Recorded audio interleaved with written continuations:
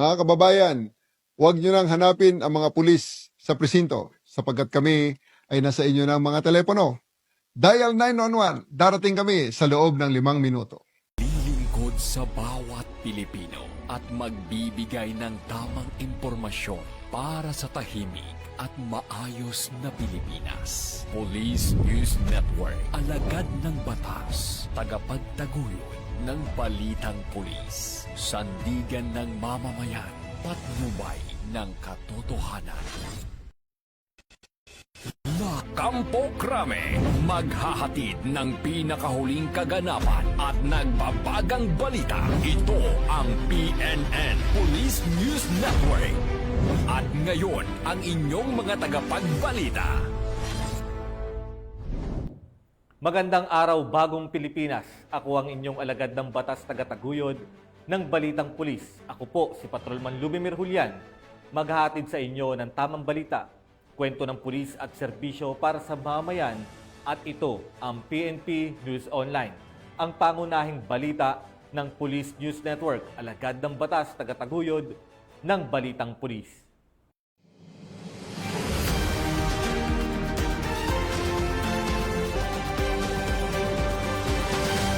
Narito ang mga balitang dapat niyong abangan.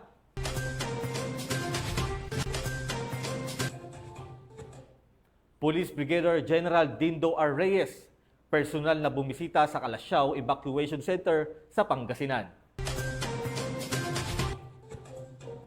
4 na lalaki na aktuhang nag-patch session sa loob ng evacuation center sa Taguig.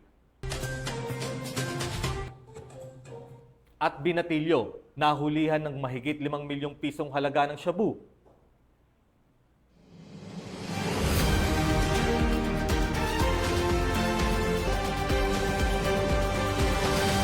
Narito ang mga balitang hatid ng ating PNN correspondents mula sa iba't ibang panig ng bansa.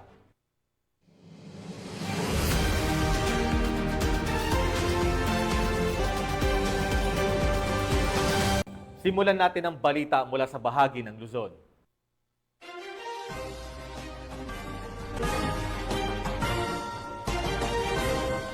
Upang maipadama ang presensya at serbisyo publiko, patuloy ang paghahatid ng mga opisyales ng barangay katuwang ang ating mga kapulisan sa pagbibigay ng tulong at relief goods sa mga residente ng San Nicolas City of San Fernando, Pampanga. Ibabalita yan ni Patroluman Lixin Reyes sa Weran. Mula rito sa Barangay San Nicolas, City of San Fernando, Pampanga, patuloy ang pamimigay ng tulong ng mga opisyal ng barangay katuwang ang kapulisan ng Gitnang Luzon para sa mga residenteng apektado sa pananalasa ng Bagyong Krising. Katuwang ang First Provincial Mobile Force Company ng Pampanga Police Provincial Office at ang Regional Police Community Affairs and Development Unit 3 at ang inisyatibo ng mga opisyal ng barangay sa pangunguna ni Kagawad Michael Huico at SK Chairwoman Kian Chodoro. Hindi alintana ng grupo ang bahang umaabot hanggang lampas tuhod sa kanilang house-to-house na pamamahagi ng tulong. Bitbit nila ang mga pangunahing pangangailangan gaya ng bigas, mga delata, noodles at iba pang dry goods na agad na ipinamahagi sa mga lubos na naapektuhan ng pagbaha. Umabot sa mahigit 200 kabahayan ang nabigyan ng tulong sa isinagawang operasyon, isang konkretong patunay ng pagtutulungan ng barangay at kapulisan sa panahon ng kalamidad. Muli na namang napatunayan na sa gitna ng sakuna, ang pagkakaisa ng komunidad at kapulisan ang nagsisilbing sandigan ng mga mamamayan. Serbisyong totoo sa gitna ng unos. Ako ang inyong PNN correspondent, Patrolwoman Lixin Reyes A. Saweran, alagad ng batas, tagataguyod ng Balitang Pulis. Maraming salamat, Patrolwoman Saweran. At bilang tugon sa mga pangangailangan ng ating mga mamamayan, matagumpay na naisakatuparan ang pamamahagi ng 50 kahon ng mga food packs para sa mga apektado ng mga nagdaang bagyo sa Barangay Tayamaan, Mamburao Occidental, Mindoro. Yan ang balitang tinutukan ni Patroluman Eloisa Joy Beredo. Bilang tugon sa pangangailangan ng mga mamamayan na naapektuhan ng sunod-sunod na bagyong Dante at Emong, matagumpay na isinagawa ang pamamahagi ng 50 boxes of food packs sa Sitio Dungon, Barangay Tayamaan, Mamburao Occidental, Mindoro.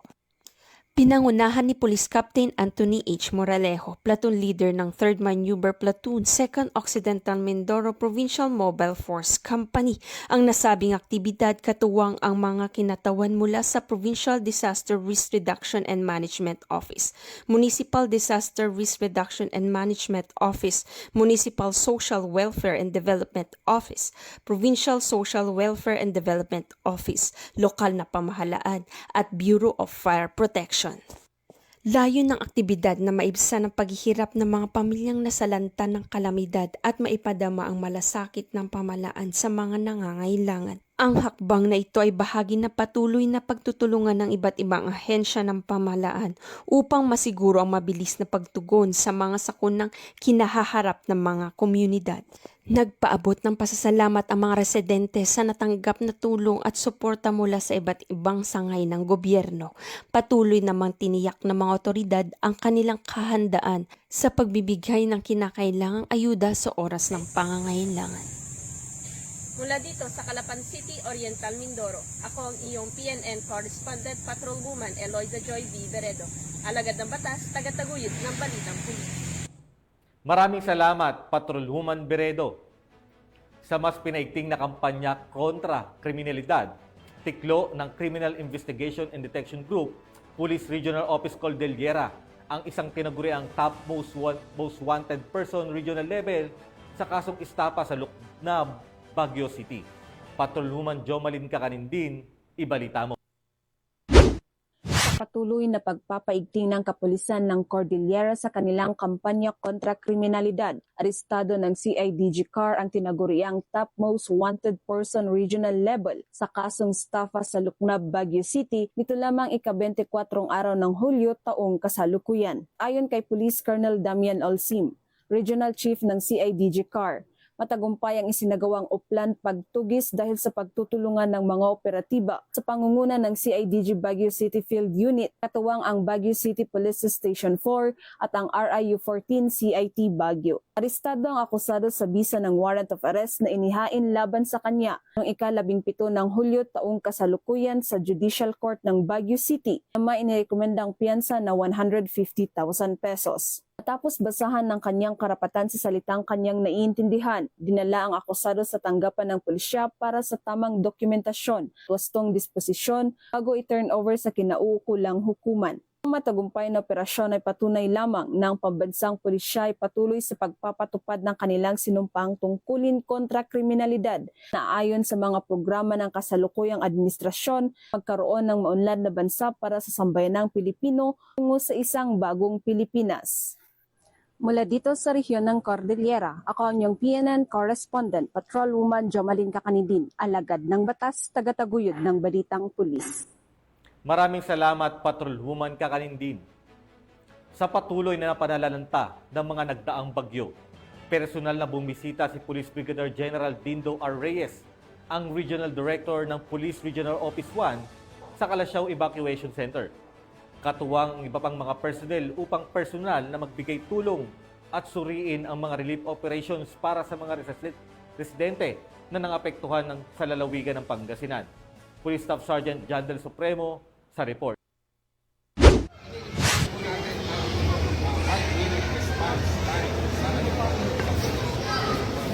Nagsagawa ng isang mahalagang pagbisita si Police Brigadier General Dindo R. Reyes, ang Regional Director ng Police Regional Office 1, sa Calasiao Evacuation Center upang personal na magbigay ng tulong at suriin ng mga relief operations para sa mga pamilyang naapektuhan ng Bagyong Emong at ng Southwest Monsoon. Bago ang pagbisita sa Evacuation Center, dumaan muna si Police Brigadier General Reyes sa tanggapan ng Calasiao Mayor na si Honorable Patrick A. Karamat upang makipag-ugnayan at magbigay ng suporta sa lokal na pamahalaan sa gitna ng kalamidad. Matapos ang kanyang pagbisita, nagtungo siya sa mga personnel ng Calasiao Police Station kung saan nagsagawa siya ng inspeksyon sa mga tauhan ng Calasiao PNP. Bilang tanda ng pagpapahalaga, nagbigay siya ng mga rainbows at tubig sa mga personnel na patuloy na nagsisilbi sa kabila ng mga pagsubok. Ipinakita ni Police Brigadier General Reyes ang di mabilang na sakripisyo at dedikasyon ng PNP sa paglilingkod sa publiko, lalo na sa panahon ng krisis at kalamidad. Sa kanyang pagbisita, tinitiyak niya ang mga pamilyang apektado ng kalamidad ay naaabot ng kinakailangang tulong at agarang aksyon. Ang ganitong mga hakbang ay patunay na malasakit ng PNP, hindi lamang sa mamamayan kundi pati na rin sa kanilang mga tauhan na patuloy na nagsisilbi at nagtataguyod ng kaayusan at kaligtasan sa kabila ng lahat ng hamon.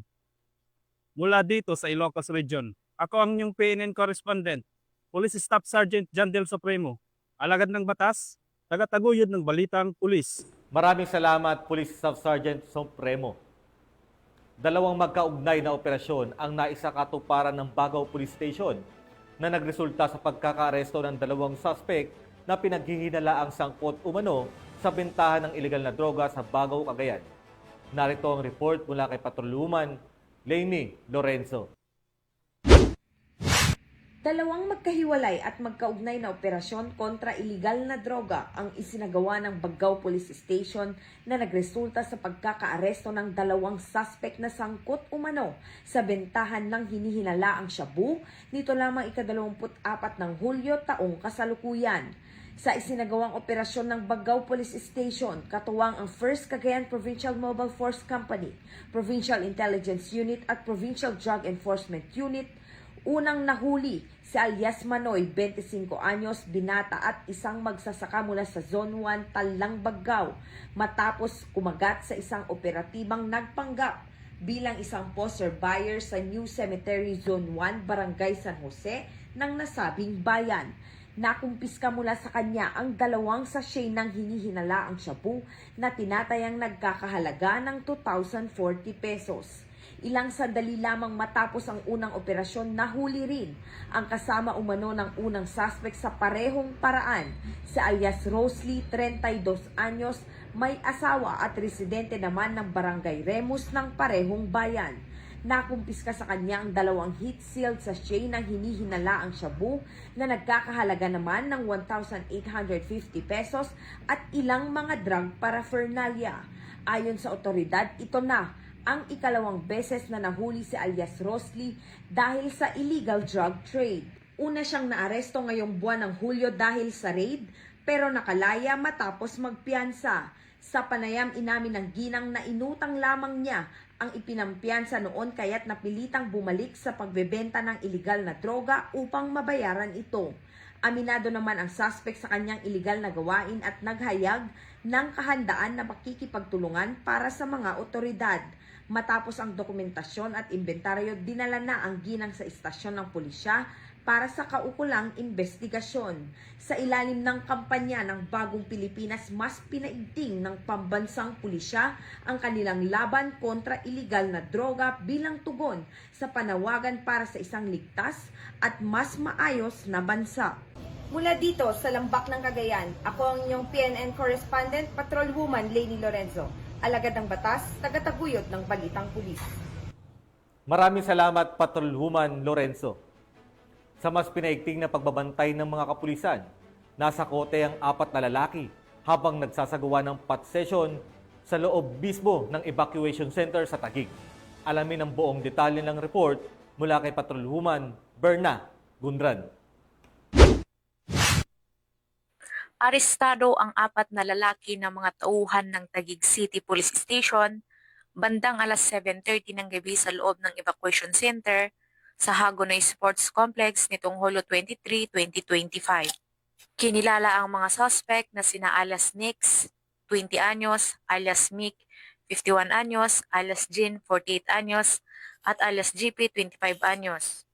Habang nagsasagawa ng routine patrol at visibility operation ang mga operatiba ng Substation 9 ng Taguig CPS, naaktuhan nila ang mga suspect na abala sa pagtingin at paghahanda ng hinihinalang illegal na droga, palantandaan ng aktual na drug session.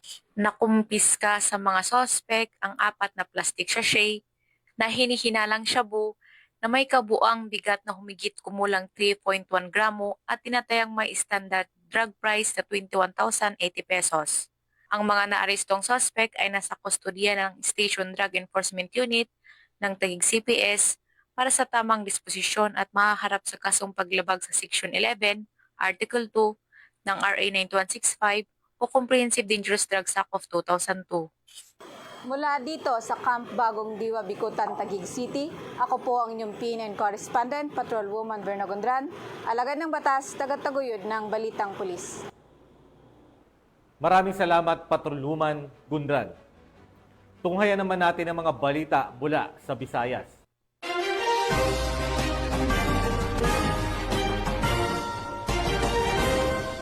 Timbog ang 3 suspect matapos mahuli ng mga otoridad sa ikinasang drug buy-bust operation sa Molo, Iloilo.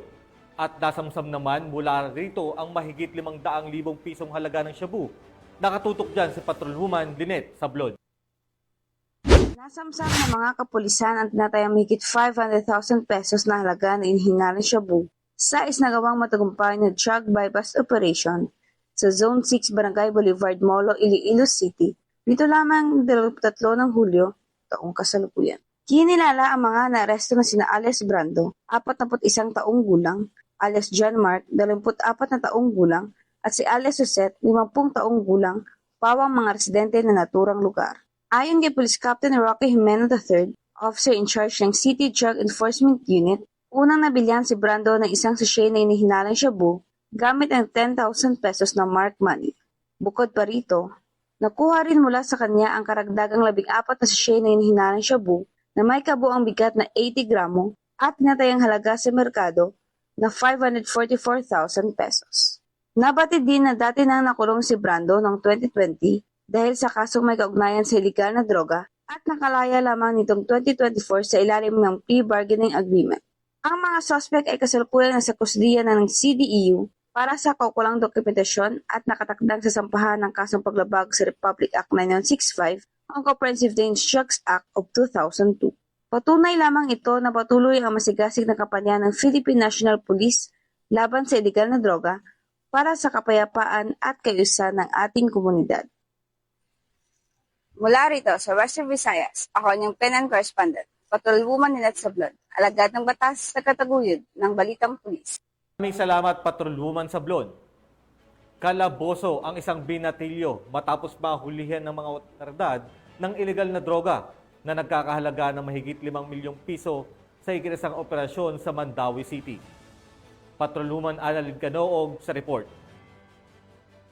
Mandawi City PNP ang 5.7 milyon na halaga na hininalang shabu mula sa isang binatilyo sa sinagawang buy-bust operation sa sitio Kamanggahan, Barangay Labugon, Mandawi City, Cebu noong 23 ng Hulyo sa taong kasalukuyan. Kinilala ni Police Major Michael Malorca, officer in charge ng Police Station 3, Mandawi City Police Office, suspect si alias Bukbuk, 19 anyos, at residente sitio Tabay, Barangay Labugon, Mandawi City, Cebu. Ikinasa ng mga paratibang naturang operasyon ba na alas 9:35 ng gabi na resulta sa pagka-aresto ng suspect. Nasabat ang 20 heat seal at 5 knot tied plastic packs ang hinilalang shabu na may kamuang kimbang na 850 na gramo at may standard drug price value na 5,780,000 pesos, coin purse, sling bag, cellphone, digital weighing scale at buy-bust money. Samantala, kasalukuyang nasa custody ang Police Station 3 Mandawi City Police Office ang suspect para sa dokumentasyon at tamang disposisyon. Kami po sa PNP, lalong-lalo na po dito sa Mandawi City Police Office, ay hindi po titigil sa paghuli at pagpapatupad ng batas upang masugpo ang iligal na droga. Ang pagkaka-aresto po ng suspect ay naging isang malaking suntok sa network po ng droga, hindi lang po dito sa Mandawi City, kundi sa buong Region 7 na rin po. Ito po ay nagpapatunay na kami ho ay hindi titigil na maging agresibo sa paggiba ng pundasyon ng droga dito po sa Region 7 sapagkat ang illegal po na droga ay siya pong ikakasira ng ating sarili, ating pamilya at higit po sa lahat ng ating bansa. Ang mga kapulisan ay patuloy sa pagpapaigting ng kanilang kampanya kontra illegal na droga at tiyaking ligtas ang bawat mamamayan sa banta ng kaharasan na inidudulot ng paggamit at ipinagbabawal na gamot. Mula dito sa Mandawi City Police Office, ako ang iyong Police News Network Correspondent, Patrolwoman Annalyn N. Canoog, alagad ng batas, tagataguyod na Balitang Pulis. Maraming salamat sa balita, Patrolwoman Canoog. Narito naman ang mga balita mula sa bahagi ng Mindanao.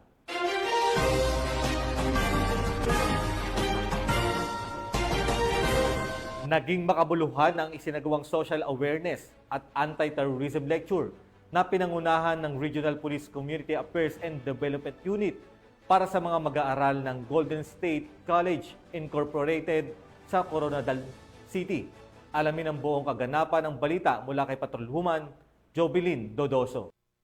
Na isinagawa ng Regional Police Community Affairs and Development Unit 12 ang Social Media Awareness at Anti-Terrorism Lecture sa mga mag-aaral ng Golden State College of Coronadal City Incorporated, Barangay Zone 3, Coronadal City, South Cotabato. Ang naturang aktibidad ay pinangunahan ni Patrolwoman Emelo Pedroso at Police Corporal Fernan Archie Palabrica, Action Pin CO, sa ilalim ng pamumuno ni Police Colonel Alexis M. Manzano, Chief ng Regional Police Community Affairs and Development Unit 12. Itinuro sa mga senior high school at college students ang kahalagahan ng wastong paggamit ng social media, maging maingat at maging responsable upang maiwasan na mabiktima ng cyberbullying at iba pang modus operandi na nauuso sa online world. Itinuro din sa mga mag-aaral patungkol sa anti-terrorism upang palakasin ang kanilang kamalayan at turuan sila ng tamang hakbang para sa kaligtasan at kapayapaan ng community. Patuloy ang Regional Police Community Affairs and Development Unit 12 sa pagbabahagi ng tamang paggamit ng social media at laganapin ang panlilinlang ng mga communist terrorist group sa pamamagitan ng pagtuturo ng maling ideolohiya na sumuporta sa mga armadong pag-aalsa laban sa gobyerno. Nais din hikayatin ang mga mag-aaral na mag-report ng mga kahinahinalang aktibidad at maiwasan ang pagkalat ng maling impormasyon. Mula dito sa General Santos City, ako ang inyong Police News Network Correspondent, Patrolwoman Jovelyn Dodoso, alagad ng batas, taga-taguyod ng Balitang Pulis. Maraming salamat, Patrolwoman Dodoso. Sa bisa ng warrant to arrest, matagumpay na naaresto ang isang wanted person ng mga otoridad dahil sa kaso nitong frustrated murder. Narito ang buong detalye ng balita mula kay Patrolwoman Maria Senyora Agbuya. Ito ang lalaking wanted sa kasong frustrated murder sa isinagawang operasyon sa Barangay Karim, Buldon, Maguindanao del Norte noong ika-23 ng Hulyo taong kasalukuyan. Kinilala ni Police Captain Elmar M. Elarcosa, officer in charge ng Buldon Municipal Police Station, ang sospek na si alias Dumo, magsasaka at residente ng naturang lugar. Naging matagumpay ang pagkakaresto kay alias Dumo sa ikinasang operasyon ng mga otoridad ng Buldon Municipal Police Station, katuwang ang 3rd Maneuver Platoon, 1st Provincial Mobile Force Company, Maguindanao del Norte, sa bisa ng warrant of arrest sa kasong frustrated murder na may 200,000 piso na inirekomendang piyansa. Patuloy ang pinaigting ng kampanya ng Pambansang Pulisya ng Pilipinas laban sa kriminalidad upang tiyakin ang kapayapaan at seguridad sa bawat komunidad sa ilalim ng layuning makamtan ng bagong Pilipinas na mapayapa, maunlad at makatarungan.